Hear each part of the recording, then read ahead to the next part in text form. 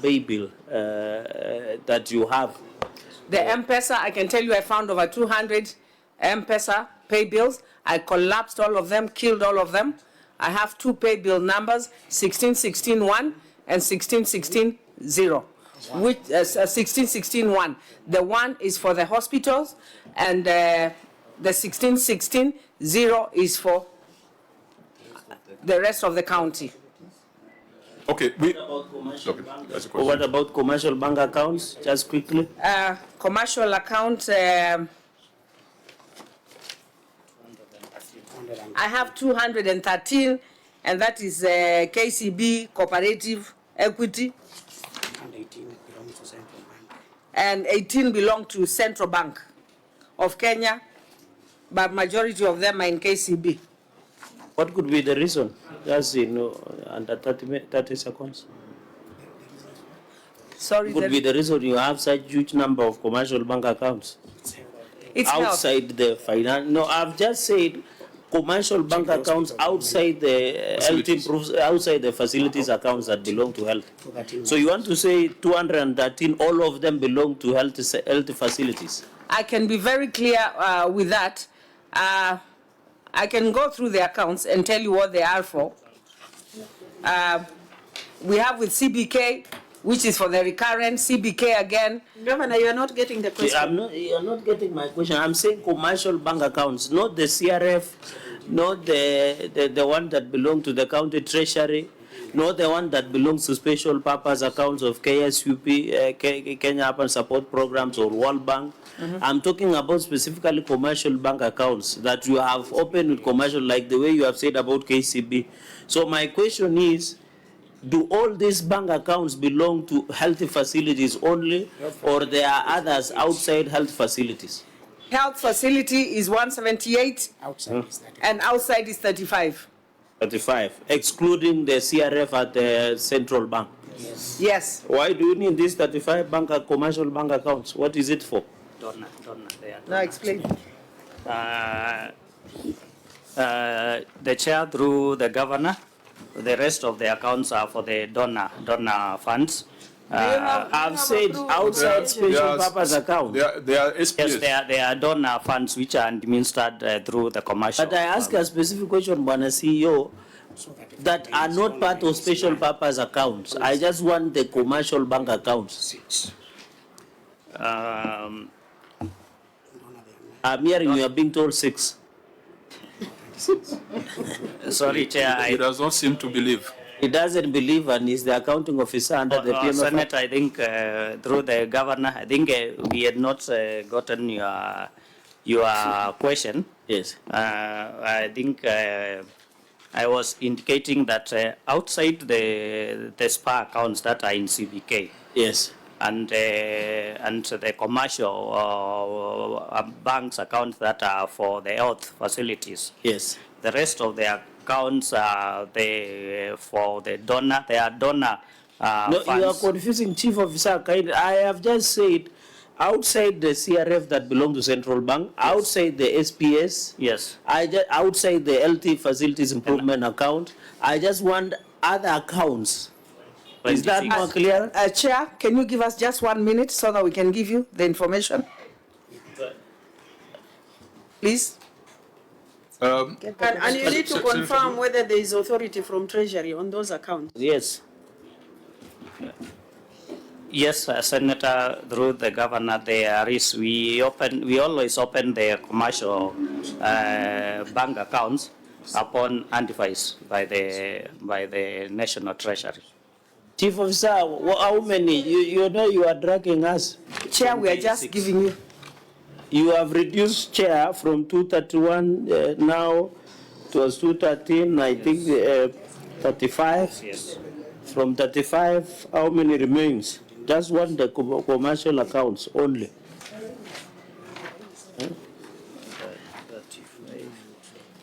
I think the Chief Officer is feeling hot until he has adjusted this tie. We just up chair through chair. You just give us 1 minute, they'll give you that now. But Governor, I have been watching the clock. It is beyond 1 minute. You know you have a clock behind you. that is over. It's now exactly a minute that has been spent. And that's why at the end of the year, you have 75 accounts that cannot be reconciled because of the multiplicity of bank accounts. Senator Omtat? Now, there's the other thing of the control of budget. When you have got so many accounts, how does the control of budget oversight them? Because the idea that the control of budget should oversight these accounts. And to me, they understand, technically under the way the law is crafted, you can't have more than 3 accounts. One for the development expenditure, the other one for recurrent, and one for, Yes, and even the Facilities Improvement Fund, the way it has been set up in the Act is unconstitutional. If you read it again, it's the Public Finance Management Act. Just like Chief. Now I've challenged Chief that which I'm challenging, but the same Wembe can apply the other side, because the way Chief has been set up as a fund, it's totally in violation of the law. Yeah. So I think we need to look at that critically, because the auditor, the control of budget must never lose sight of the county funds. And you must have really justification as to why you must have more than those funds that are available. They are not bank accounts, sorry. And you know, Chair, our worry, and the governor should list this carefully, is that is how money is being misappropriated. Because I'm happy she said there were over 300 Mpesa and she collapsed to 2. That's a very justifiable reasoning. Now you can have a view of how money is collected through Mpesa, which is good and efficient. The reason we want to be 3 SPS, CRF, maybe recurrent and development, is for easy view of even COB and other state organs that oversight. Oh, yeah, yes. Members, we need to make some progress. COB, maybe they control of budget. The number. Thank you, Chair. From the control of budget, we always have a problem with the operating accounts that are not from CBK. And this is contrary to Regulation 82 of the PFM, which requires that all bank accounts are opened and maintained in the CBK. Now, for Machakos County, as per the report from the county, as per last year, they had 29 bank accounts which are outside CBK. Thank you, Chair. And Senator Mtata, the Facility Improvement Financing Act, I had an opportunity to review it at a meeting of the COG. It was very poorly drafted, because it makes it mandatory for dispensaries to have bank accounts, for level 2, level 3s to have bank accounts, and there's one mandatory signatory. I think it's the sub-county accountant who's a mandatory signatory for those. So you'll find a county with several accounts with the same signatory. It looks very alarming, but it's a manner in which the law was crafted. So I hope it can be reviewed. Governor, please, do you have the numbers, or we can proceed and get back to you? I have the numbers. 188 is hospital. 18 CBK. 9 is donors. 12 is the municipals. The municipals is, I've said 188 hospital, 18 CBK, 9 NGOs and donors, and 12 are for the municipals. Okay, so the reason why we have taken a bit of time is that at the time of audit, the Auditor General says that only 18 bank accounts that the financial records revealed 1.9 billion related to only 18 bank accounts, but 245 bank accounts with a balance of 225 million were not disclosed in the financial statements. That's a problem. And so you must, as a CEO, you must make sure that this creep of bank accounts is managed. But since the governor is appearing before the devolution committee on a similar subject, we shall align ourselves with the directions of the devolution committee. Let's proceed to our undisclosed outstanding imprest. Auditor General, you have reported that the 4.64 million has been surrendered. Chair, Are there surrender warrants that have been presented to you? surrender warrants were presented for audit and we were able to verify. So we shall review that and confirm whether the surrender was done in line with the law that requires interest to be charged. Unsupported prior year adjustments. I think on the very first issue, is this an accounting matter or it's a risk of loss of finances? It is an accounting matter, Chair, and it relates to number 1. The one which we are directed should be adjusted Yes. in the ongoing financials. Yes. Fine, we shall take note of that. And confirmed assets balance, we had a discussion and made a distinction between historical assets and additions. Now, for historical assets, I think we are all aware of the problems and inefficiencies that have curbed the exercise, particularly IGRTC. We are more interested in the additions. Auditor General, can you confirm that the additions during the year under review have been disclosed? Chair, the additions were disclosed, but there was an issue of work in progress, where there were still so many stored projects, if I can put that, and the values of those stored projects all over has not been captured as part of the work in progress. So you have 476 million as work in progress, which means there's no value for money. Exactly, Chair. Okay, we shall come to the projects in the subsequent issues.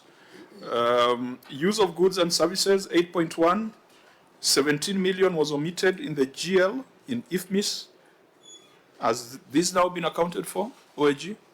Chair, it has been accounted. The search was from the current account, but from now the development for roads and transport, this entire figure was confirmed. First was 10 million and then 7 million. This is because under the transport, roads and transport, the fuel is actually capitalized because this is for construction of roads. So the explanation provided can address the issue. It can address the issue, Chair. 8.2 unsupported expenditure. Here you have reported that the county has provided evidence of 100 million rather than 67 million. Chair, in the process of supporting, the total figure of the supported vouchers was adding up to 100 million instead of what was queried, which is 67,574,700. We have a problem with that, Governor, and whereas we will consider your written response, we must, you must tell us, for example, under hospitality supplies and services and other operating expenses, 25 million. Did you provide the vouchers to support that payment? And if you did, in which appendix can we find them?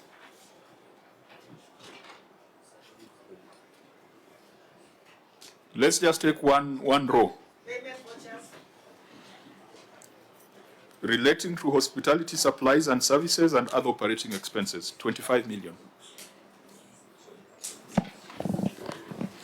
Refer us to the appendix and then just show us this is payment voucher 1, 2, 3, totaling to 25.3 million.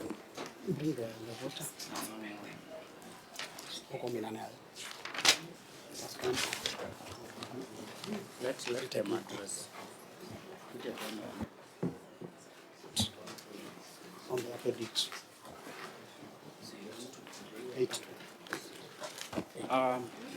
The Chair, through the Governor, we were able to submit the payment vouchers in support of 25,358,115, and it is Appendix 8.2, number 9. Appendix 8.2, Auditor General. Since you have, does Appendix 8.2? Yes, Chair. There is Appendix 8.2.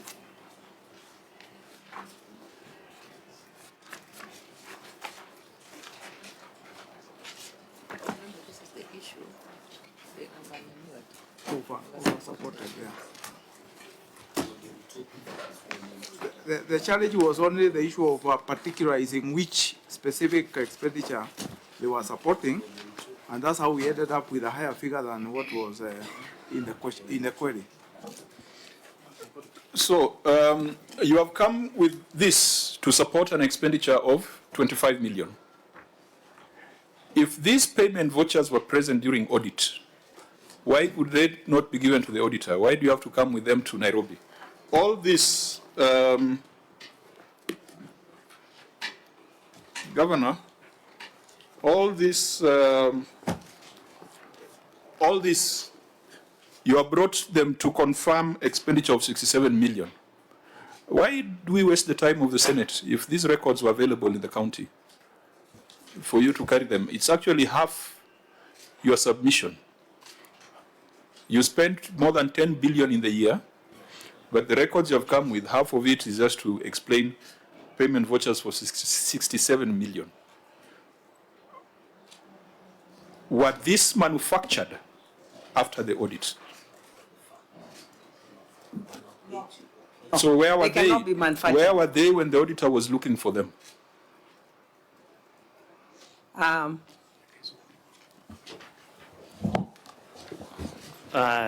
Chair, through the governor, the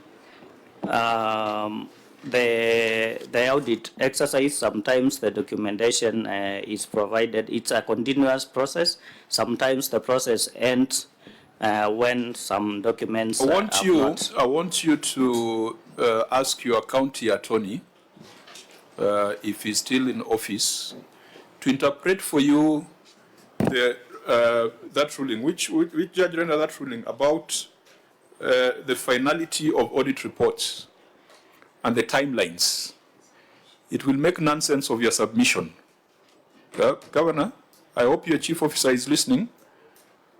Whatever you are submitting is a perception of the past. The courts have ruled that audits must end by a certain date. The Auditor General must report by 31st of December. Parliament must consider the reports within 6 months. The county government must provide records within the timeframes in the Constitution. So vacate your mind from what we used to do in the past. Going forward, we will not be accepting this kind of things outside the audit period. We would just make a declaration that 67.5 million was stolen in Machakos, because when the auditor was there, the vouchers were not provided. Now, Auditor General, you said it's made worse that the evidence in these files totals 100 million. That is the position, Chair. So which line item has not been, in which line item has the evidence exceeded? You are... That was the problem, Chair, because the support was not itemizing. It was not being particularized in some of the cases where you get one voucher supporting more than 3 different payments, and only one payment was to come to support the 67. And I think what you can help us with, yes, analyze the vouchers. Yes, that's okay. Let us know in which row there is a problem. Okay. If there's a row with a problem, that will be indicative of loss of public funds. Obliged. If there's a row that is properly supported, we can tick it off and say it has been supported. That's okay. Senator Maybe just quick observation as we exit, Chair. When you look at that Appendix 8A, even 8.2 on the 25.3 million 58115, Chair, I can see some annexures that have been attached are irrelevant. It does not answer the audit query. And I don't know why, I don't know, maybe, Chair, there is always a perception that the committee is too busy or members are too busy until they can root through, because a quick glance to this, some of them are receipts that are not even authenticated, they are not stamped. I can only see one payment voucher, Governor, that is of 1.9 million that was paid, delivery of general office, but the rest, inspection and clearance. I thought they issue and even receipts from Reliable Packers Limited, some agreements, some lists. But the question was answering where are the payment vouchers that can total to 25.358 And in fact, the question was very specific, Governor, and I hope your people are listening. It says payment vouchers were not provided. It means if the payment vouchers had been provided, then this question would have been answered. But looking, the only payment voucher I can see at a quick glance is of the 1.9 million. The others are receipts. I have seen the counter receipt voucher that does not that talks about numbers like counter book and others from the county government of Machakos. So, and others are just the lists. Others are the pictures of building materials and what have you, single business permit. So I think, Chair, I agree with you that the issue was payment vouchers. So on this, because of time, Auditor General, you shall review and advise us, and your advice on this will be final. Next, misclassified expenditure. Again, has this been resolved, OAG? Not yet, Chair. What is the gap? For the issue of misclassified expenditure share, this was involving two donor funds. For the first, Chair, so Order, Governor, I think it is to your best interest that we proceed. there's something I want to be very clear about what Senator has said. No, Governor, you shall not reopen. The information is here. I've given the ruling as a chair. I've told the Auditor General to verify, and then we shall take the word of the Auditor General. Proceed, OAG. The issue is not addressed. The amount of the 698,896,690. 86. Sorry. The support, proper support has not been availed, so that we can be able to verify the issue of addressing the misclassification. Who is the custodian of the chart of accounts? Isn't it the National Treasury? The National Treasury is the in charge, but this is shared now to the counties, and of course also Auditor, I'm saying that because they are referring to the chart of accounts as being the problem in terms of posting of expenditure. Because I'm wondering how the chart of accounts would then allow you to post expenditure relating to foreign travel to domestic travel. That is now the point here. So it cannot be explained under chart of accounts. That will not be adequate explanation. When you have misclassification of expenditure, it simply means you have exhausted your budget lines, so you are raiding other budget lines without following the necessary approval. OAG, isn't that the symptom? Yeah, that is actually the symptom, and probably what would have been the cure is the supplementary budget for the reallocation. Control of budget, this thing of misclassification of expenditure, are we making the right analysis that when they misclassify, it means they have exhausted domestic travel? Let's go to year-end, year cut-off procedures. Auditor General, are these related to late exchequer disbursements, or you are reading through it? Did you table it? Yes. You only table the taxed and untaxed invoices. Can you also table the contingent liabilities register? It's the same document there. So it contains the contingent liabilities report. Yes, it clearly shows all invoices. The results of the audit are in that report. Yes, it is from the pending bills task force and the report that was given to the legal implementation committee.